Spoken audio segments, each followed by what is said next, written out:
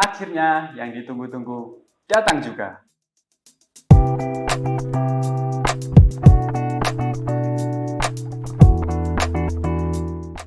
Selamat datang di channel Archive Studio yang kembali lagi ketemu dengan saya, Tubagus Hanan. Dan di video kali ini, seperti yang mungkin di sebagian teman-teman sudah tahu bahwa ada breaking news, ada info terbaru mengenai seleksi pendaftaran CASN di tahun 2021. Dan kabar yang menggembirakan bagi kita semua tersebut adalah diumumkannya, atau bukan diumumkannya sih, bocornya informasi mengenai jadwal pelaksanaan seleksi CASN di tahun 2021. Info tersebut diperoleh dari hasil ataupun pelaksanaan rapat persiapan rekrutmen atau seleksi CASN yang dilakukan oleh berbagai kepegawaian negara bersama dengan Kementerian Pendidikan dan Kebudayaan serta berbagai instansi pemerintah kabupaten dan daerah pada hari Rabu kemarin kalau tidak salah.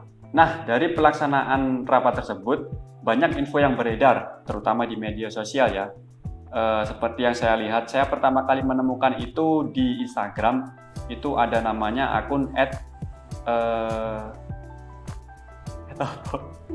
@rekrutmen ASN Indonesia. Coba nanti teman-teman cek sendiri di Instagram. Dari sekian banyak informasi yang beredar, itu tentunya yang paling menarik perhatian adalah mengenai jadwal dari pelaksanaan seleksi CASN di tahun 2021 ini. Nah, seperti yang bisa teman-teman lihat di layar sudah saya tampilkan, saya mengambil atau menyandur dari Instagram @rekrutmen ASN Indonesia. Di situ dijelaskan bahwa perkiraan ataupun pada saat rapat tersebut dipaparkan rencana pelaksanaan seleksi CASN tahun 2021, di mana yang pertama adalah pengumuman dan pendaftarannya itu dilaksanakan antara bulan Mei atau akhir Mei sampai dengan pertengahan atau sekitar minggu ketiga bulan Juni. Jadi pengumuman dan pendaftarannya itu dilaksanakan di bulan Mei akhir sampai pertengahan Juni. Catat ya teman-teman. Kemudian tahap selanjutnya adalah seleksi administrasi dan pengumuman hasil dari seleksi administrasi tersebut dilaksanakan pada bulan Juni atau sepanjang bulan Juni itu full. Sekitar bulan Juni tersebut dilakukan seleksi administrasi dan juga diumumkan hasilnya, yang kemudian diikuti dengan masa sanggah. Apa itu masa sanggah? Masa sanggah yaitu sebuah periode di mana teman-teman bisa menyanggah hasil yang sudah diumumkan oleh BKN, hasil seleksi administrasi ya teman-teman. Semisal ada teman-teman yang dinyatakan dari hasil seleksi administrasi tersebut tidak dapat lanjut ke tahap seleksi berikutnya karena dokumen ijazah misalnya tidak terbaca jelas atau sebagainya. Nah, di masa sanggah ini teman-teman bisa menyanggah keputusan dari BKN tersebut dengan mengupload mungkin ijazah yang lebih jelas, terbaca, dan semacamnya. Jadi ini merupakan kesempatan yang diberikan BKN kepada para peserta yang dinyatakan tidak lolos seleksi administrasi tapi merasa bahwa mereka itu sebenarnya bisa lolos seleksi administrasi dengan catatan bisa memberikan bukti-bukti sanggahan yang kuat. Kemudian tahap selanjutnya adalah pelaksanaan tes, di mana tesnya itu ada tes SKG untuk CPNS, kemudian tes seleksi kompetensi untuk formasi P3K, baik untuk non-guru ataupun guru. Nah, fase pelaksanaan tes ini dilaksanakan berkisar antara bulan Juli sampai bulan Oktober.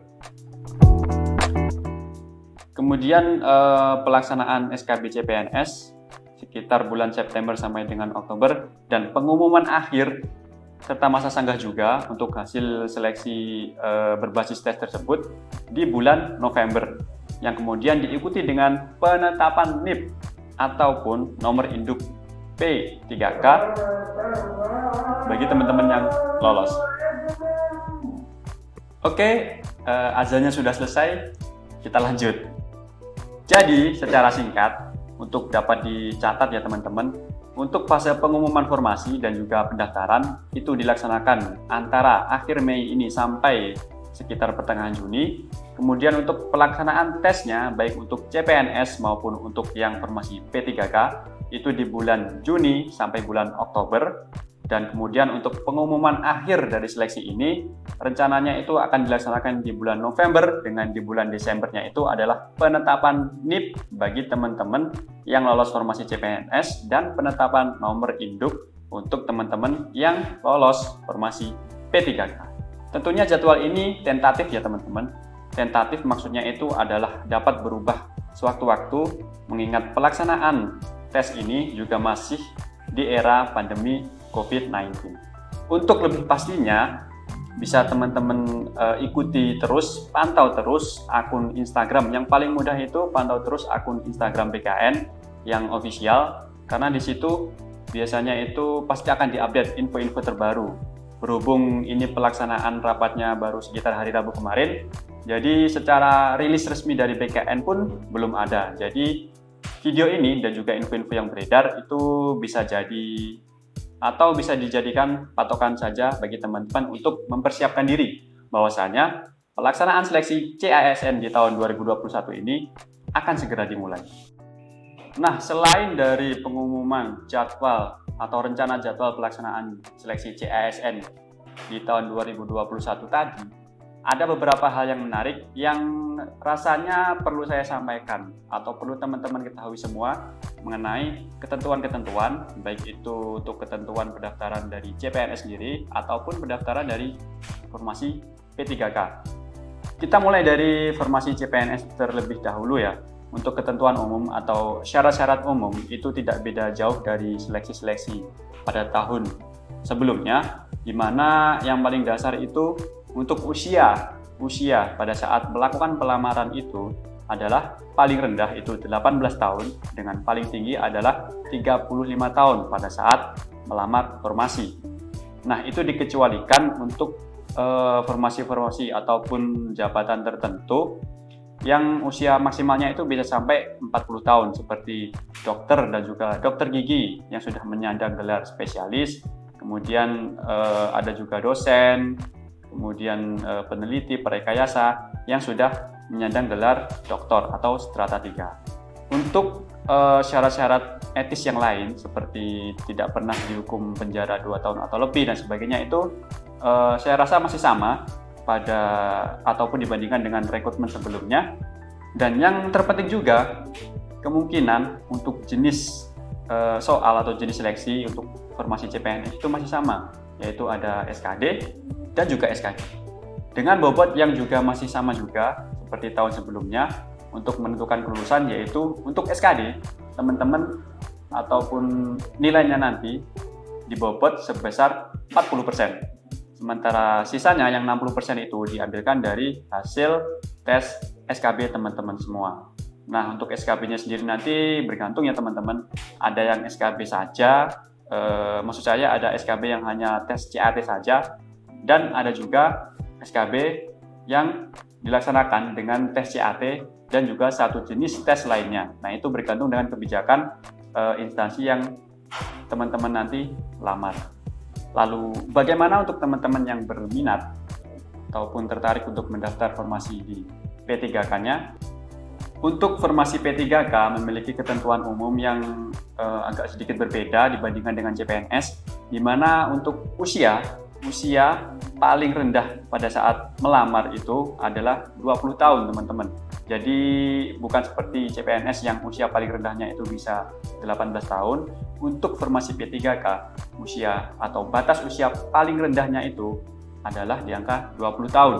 Sementara usia yang paling tinggi atau batas usia tertingginya itu adalah 1 tahun sebelum batas usia maksimal yang ditetapkan oleh jabatan tertentu sesuai dengan ketentuan perundang-undangan.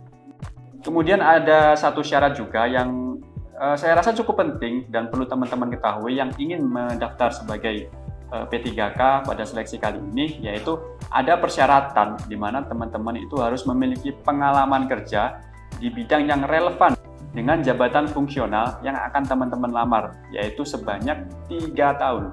Jadi teman-teman harus memiliki pengalaman 3 tahun di bidang yang relevan dengan jabatan yang akan atau yang ingin teman-teman semua lamar. Tentunya dengan dibuktikan surat ataupun keterangan dari mungkin pejabat di tingkat tertentu di mana teman-teman bekerja di bidang tersebut sebelum mengikuti pendaftaran seleksi P3K di tahun ini.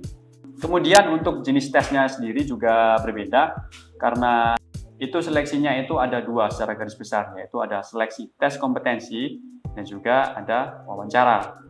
Khusus P3K guru itu ada ketentuan tersendiri teman-teman.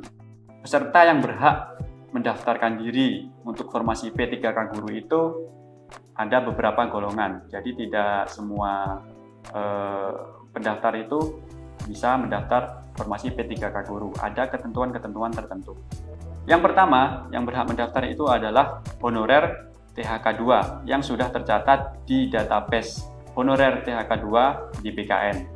Yang kedua adalah guru honorer yang masih aktif mengajar di sekolah negeri dan sudah terdaftar di Dapodik Kemendikbud.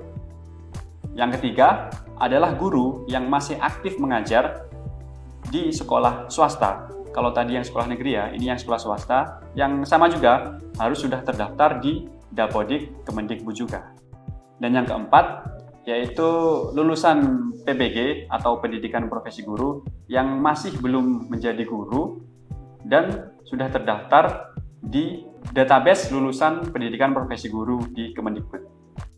Oke teman-teman, mungkin itu dulu untuk video kali ini, di mana memang cepat aja karena ada breaking news ya tentang info terbaru mengenai seleksi CASN di tahun 2021. Nah, untuk perkembangan berikutnya tentu bisa teman-teman pantau di akun Instagram BKN sendiri yang official sambil kita menunggu rilis resmi dari BKN. Nah, kita bisa berpedoman lah dengan info-info yang sudah beredar di media sosial 2-3 hari kebelakang ini. Oke, nggak lama-lama, mungkin itu saja. Semoga bermanfaat yang Archief berikan ya, yang saya berikan paparan tadi terkait dengan seleksi CASN tahun 2021. Tetap semangat teman-teman untuk mengejar impian ya, bagi teman-teman yang ingin mendaftar menjadi CPNS ataupun P3K di tahun 2021 ini. Jangan lupa mempersiapkan diri dengan baik, tetap jaga kesehatan, jaga kondisi, belajar yang banyak, dan jangan lupa minta doa restu dari orang tua karena itu sangat manjur. Oke, nantikan update-update berikutnya mengenai seleksi CPNS ataupun CASN di tahun 2021 ini. Sampai jumpa di video-video berikutnya. Tetap semangat teman-teman.